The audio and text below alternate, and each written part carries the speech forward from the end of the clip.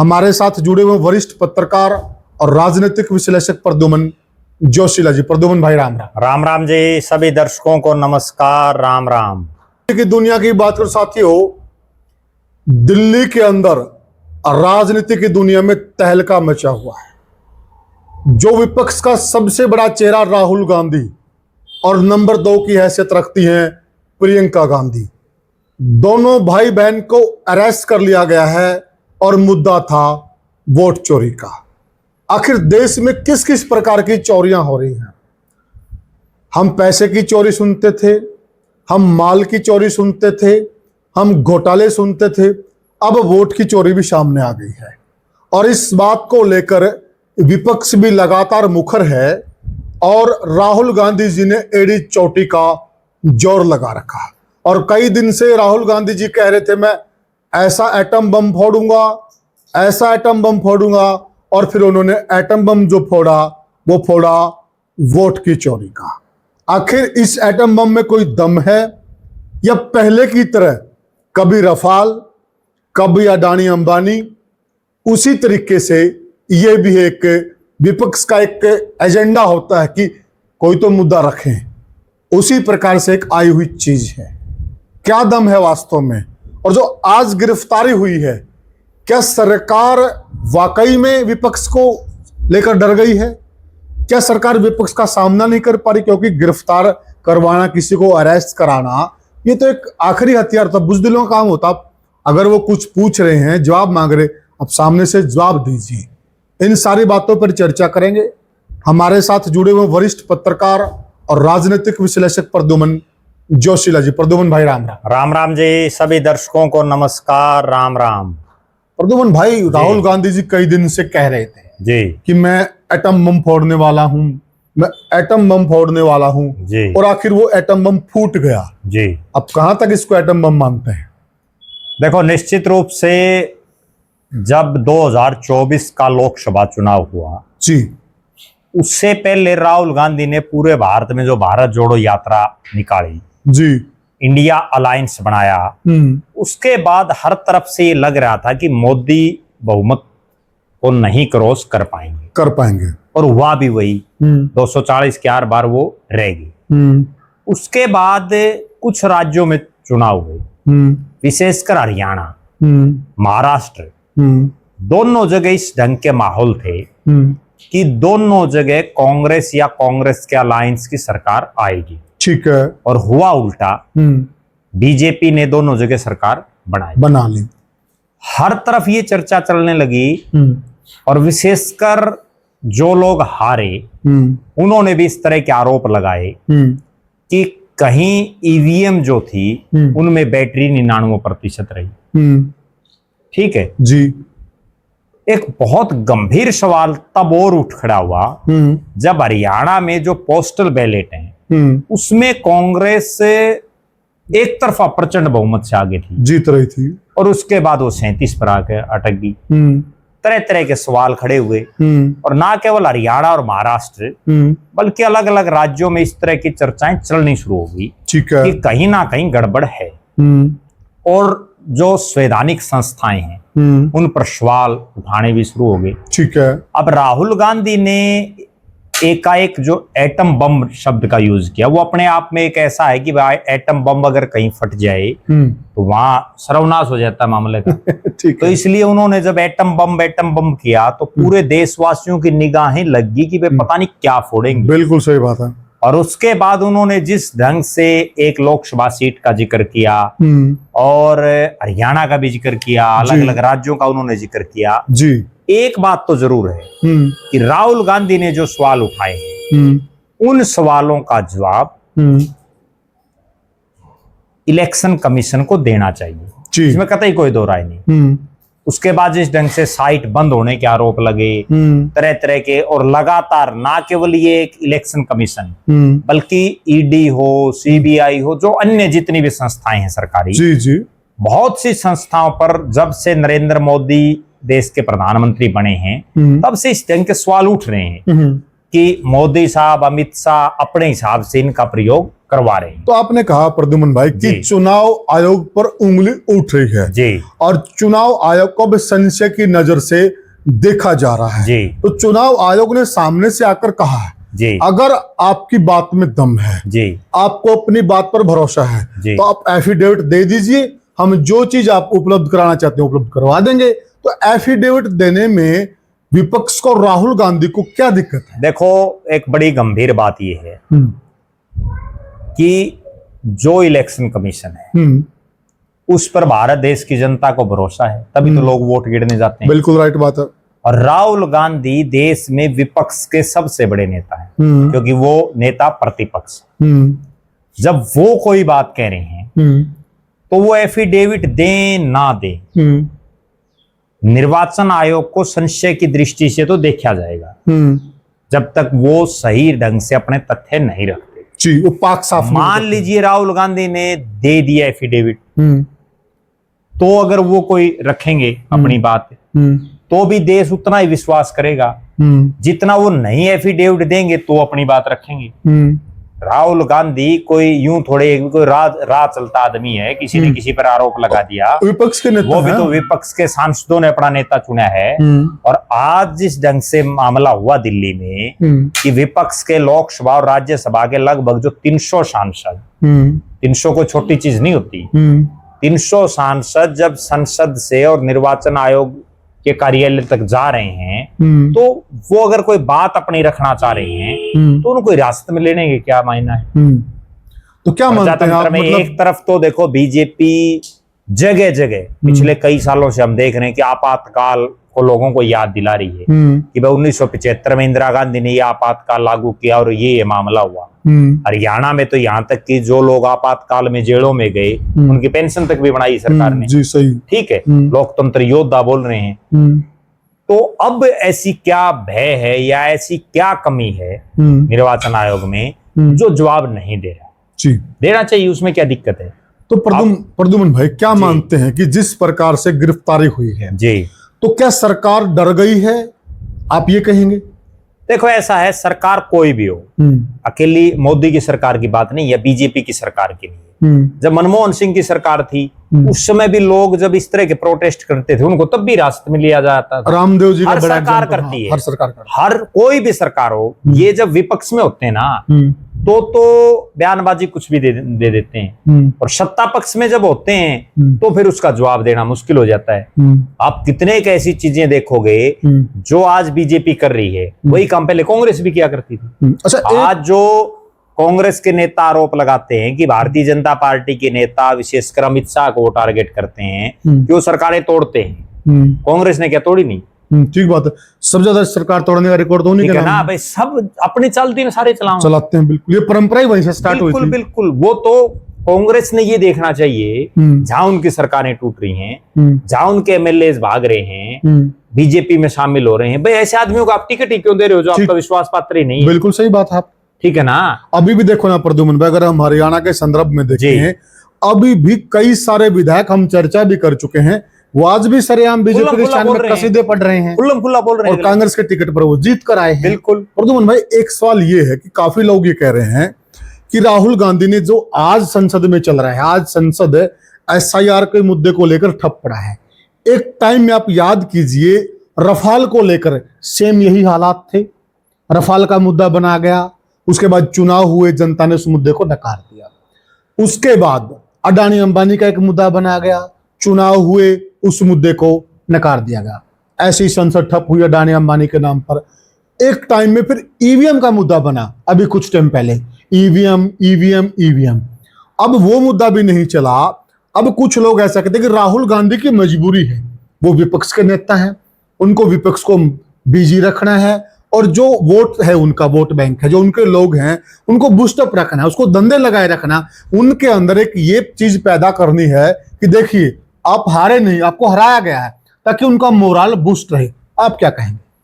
देखो, कोई भी नेता हो और कोई भी पार्टी हो जी, ज्यादातर उनमें अक्सर अपनी जब उनकी हार हो जाती है तो दूसरों पर ठीकरा फोड़ देते हैं। वो ये चीज नहीं देखते। मैं एक उदाहरण से समझाता हूँ कि हर तरफ ये चर्चा रही कि 2019 के लोकसभा चुनाव में दीपेंद्र हुड्डा को जबरदस्ती हराया गया। यस, आज भी कांग्रेस के लोग मान रहे हैं। बिल्कुल। दीपेंद्र हुड्डा भी बहुत जनसभाओं में बोलते हैं। लेकिन मैं उसके उलट एक बात कहता हूं कि 2019 में भी बीजेपी की सरकार थी केंद्र में, नरेंद्र मोदी प्रधानमंत्री थे। बिल्कुल।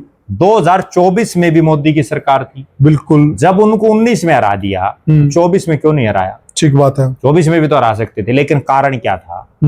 19 में मार्जिन था केवल 5-7 हजार वोटों का, 7,000 का, और 24 में वो मार्जिन हो गया 3 लाख से ऊपर का, 4 लाख के आसपास का। बताओ, जब आपका कैंडिडेट लाखों में जीतेगा तो कितनी धांधली कर ली? कोई अंगा लगा लो। ठीक है। हाँ। चौधरी देवीलाल के बारे में ये कहा जाता है कि रोहतक में उनको जानबूझ करके हरागा। एक बार तो 300 के आसपास वोटों से, एक बार 2000 के आसपास वोटों से। जो कर्मचारी उस टाइम गिनती में होते थे वो रिटायर हो चुके हैं, आजकल आपको भी मिलते हैं, हमें भी मिलते हैं।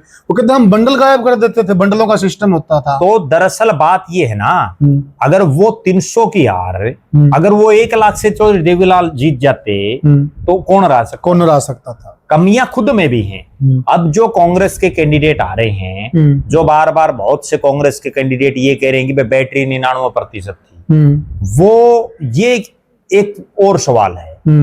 जिन बूथों में वो जीत गए उनमें उन्होंने चेक करी बैटरी 99 थी, उनमें भी कम ज्यादा थी। ठीक बात है।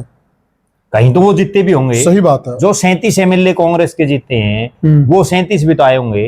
या तो मेरा ये मानना है कि अगर ईवीएम में गड़बड़ है, जैसा सारे नेता बोल रहे हैं, तो कांग्रेस सहित जो पार्टियां ये मानती हैं कि ईवीएम में गड़बड़, उनको चुनाव नहीं लड़ना चाहिए। उनको देश में की मुद्दा बनाना चाहिए। जब तक ईवीएम रहेगी हम चुनाव नहीं लड़ेंगे। क्या कांग्रेस राज जब था तो ईवीएम से चुनाव नहीं हुए? ठीक बात है।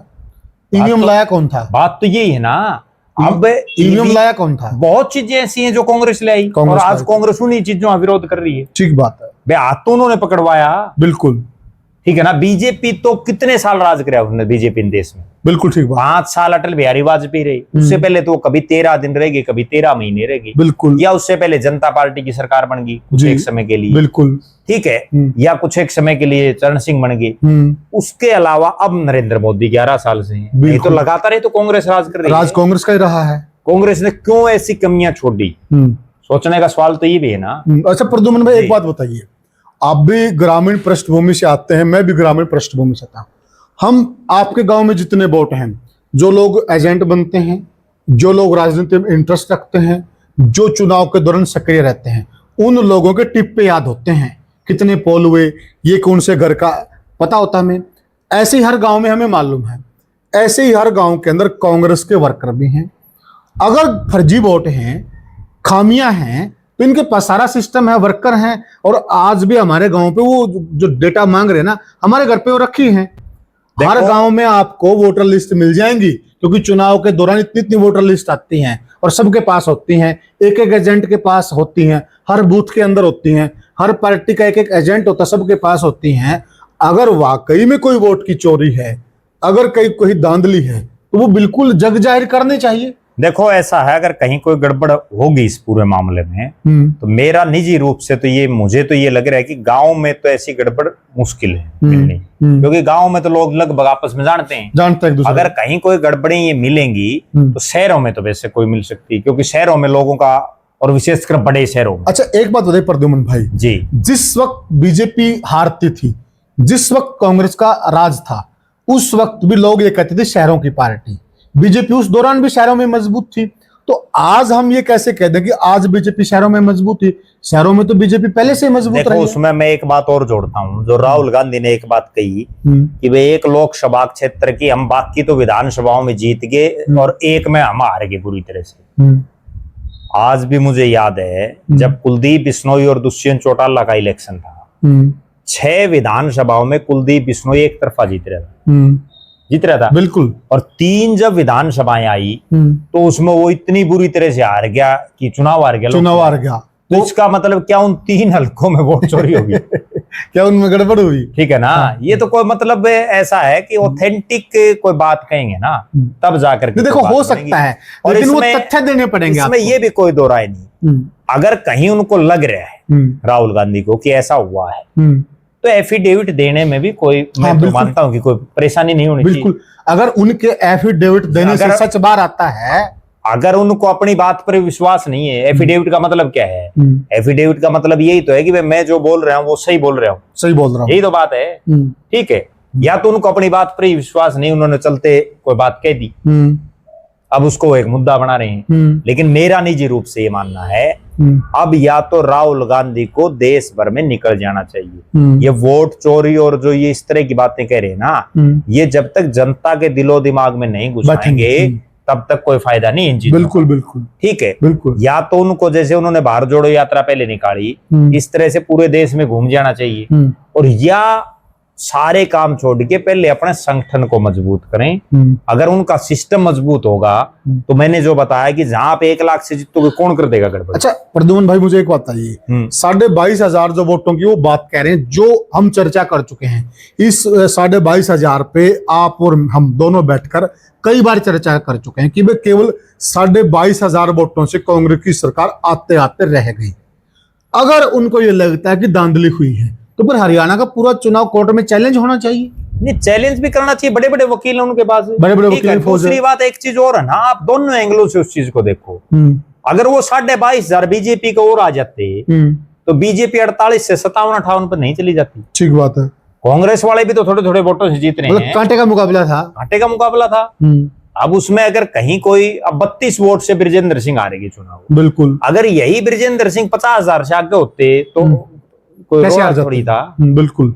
और वो ब्रजेंद्र सिंह ने चैलेंज भी कर रखा है, अभी देखो क्या उसका फैसला आना है, क्या फैसला आता है, वो तो अदालत में है। तो क्या मानते हैं प्रद्युमन भाई, क्योंकि देखिए अभी इन्होंने एक तरह से हरियाणा की हार को स्वीकार भी किया, पीछे नेताओं के इस टाइप के बयान भी आए, अभी फिर उन्होंने दोबारा से हरियाणा का, महाराष्ट्र का मुद्दा उठा दिया। क्या लोग इस बात पर भरोसा कर पाएंगे, आपको क्या लगता है? देखो, भरोसा लोग तब कर पाएंगे जब राहुल गांधी की बात सत्य साबित होगी। अगर उनकी बात बिल्कुल सच साबित होगी तो राहुल गांधी हीरो बन जाएंगे, नरेंद्र मोदी जीरो हो जाएंगे। ठीक है, अगर हम पिछले मुद्दे देखें, मैंने जैसे रफाल का था, अडानी अंबानी का था, ईवीएम का था, तो काफी सारे बड़े मुद्दे थे इनके पास। देखो, उसमें दो बातें होती हैं मुद्दों में। अब जैसे एक अन्ना हजारे की मूवमेंट हुई, कई बार क्या है कि कोई आंदोलन इफेक्टिव हो जाता है, चुनाव परिणाम बदल देता है। कई बार ऐसा होता है कि नहीं बदल पाते चुनाव परिणाम। अब अन्ना हजारे की जो मूवमेंट हुई, उससे ऐसा माहौल बना कि कांग्रेस चली गई, बीजेपी आ गई। ठीक है, बिल्कुल। किसान आंदोलन 13 महीने चला, अन्ना हजारे के आंदोलन से लंबा चला, लेकिन वो चुनाव परिणामों को नहीं बदल पाया। बिल्कुल, ठीक है। और उसका कारण क्या रहा चुनाव परिणाम ना बदलने का? हालांकि जो किसान बाहुल्य राज्य हैं उनमें उसका असर भी पड़ा। तो ये कहे ना कि बिल्कुल नहीं बदला, वो असर भी हुआ। हरियाणा में 10-0 थी, 5-5 राजस्थान में देख लो आप, आधा आधा आ गया मामला। बिल्कुल। पंजाब में देख लो आप, उत्तर प्रदेश में देख लो आप। जी हाँ, ठीक है, बिल्कुल। जो किसान और जाट डोमिनेटेड स्टेट थे उनमें असर भी पड़ा है। लेकिन और बीजेपी 300-400 पार का जो नारा था, 303 से और 240 पे भी आई है। असर तो पड़ा है बिल्कुल, लेकिन जितना असर पड़ना चाहिए था वो नहीं पड़ पाया। अब जो आपने राफाल, अंबानी, अडानी, बहुत से ऐसे, दरअसल मेरा ये मानना है कि ये ऐसे मुद्दे हैं। बीच में एक नफरत की दुकान का भी था, बहुत चीजें ऐसी आई। दरअसल असली कहानी क्या है कि बीजेपी कर रही है मार्केटिंग और मैनेजमेंट के हिसाब से राजनीति, बिल्कुल। और राहुल गांधी जनता की नब्ज को अभी तक सही ढंग से पकड़ नहीं पा रहे जी। ठीक है, अब आम लोगों को के तो रफाल से लेना देना है। हाँ। आम जो लोग हैं, जो बेचारे 5 किलो अनाज में वोट डाल रहे हैं, उनको क्या अंबानी अडानी से लेना देना है? ठीक बात है। क्या उनको इस वोट चोरी से लेना देना है? और उनके जो मुद्दे हैं ना, वो जब तक राहुल गांधी नहीं उठाएंगे तब तक जनता साथ ही नहीं लगेगी। ठीक बात है प्रद्युमन भाई। देखिए, बहुत सारी जनता में भी, मेरा एक आंकलन है, 70% जनता ऐसी हिंदुस्तान में, उसको अडानी अंबानी का पता ही नहीं वो करते क्या है। बिल्कुल, उनको ये नहीं पता वो करते क्या है, कौन है, यूं नहीं पता है। अब बताओ, अडानी अंबानी का आप पीटते रहो ढोल, क्या उसका बेनिफिट मिलेगा? जब तक आप जन सरोकार के मुद्दे नहीं उठाएंगे, लोग तब वोट डालेंगे जब आज जो बीजेपी सुविधाएं दे रही है ना जनता को, क्योंकि आदी बन गई है लोग। अब कांग्रेस वाले उससे ऊपर कोई चीज लेंगे ना तो इनके गीत गाने शुरू कर देंगे। ठीक बात। नहीं तो ये कितने अंबानी, अडानी, राफेल, वोट चोरी, कुछ भी कहते रहो, रेवड़ी का जमाना आ गया। बिल्कुल जी। तो साथियों, हमने चर्चा की, क्या जिस प्रकार से विपक्ष की आवाज को दबाया जा रहा है, क्या ये लोकतंत्र की निशानी है एक तरफ हिंदुस्तान की डेमोक्रेसी का पूरी दुनिया में ढिंडोरा पीटा जाता और एक तरफ से इस प्रकार से विपक्ष को दबाया जा रहा है। आप जवाब दीजिए, उनका सवाल है, आप जवाब दीजिए। विपक्ष की आवाज दबाना लोकतंत्र के लिए कतई हितकारी नहीं हो सकता है। दूसरी बात, क्या जो राहुल गांधी जी मुद्दे उठा रहे हैं, क्या वो आम जनमानस के मुद्दे हैं? ये मुद्दे आम जनता पर कितना असर डाल पाएंगे, आप हमें कमेंट सेक्शन में बताइएगा। वीडियो को ज्यादा से ज्यादा हाइप कीजिएगा और चैनल को सब्सक्राइब कीजिएगा। फिर मिलेंगे किसी और